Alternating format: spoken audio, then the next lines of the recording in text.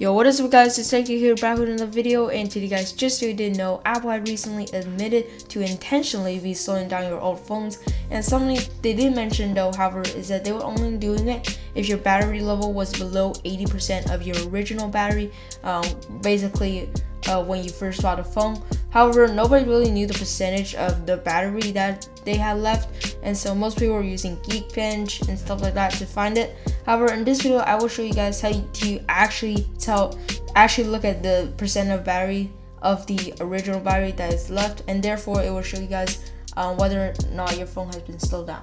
Alright, so first you guys would need to go ahead and head to settings, then battery, and find there should be a tab that says battery health and beta in parentheses. Now I actually don't know the exact version that Apple included this, but right now I have 11.3.1. so if you don't have it and you're under 11.3.1, just try to update it. But anyways, after you're here, there should be a text at the bottom that says whether or not your battery is still supporting the peak performance. And if it is, that means that your phone has not been slowed down, and it will also give you the percent of your battery.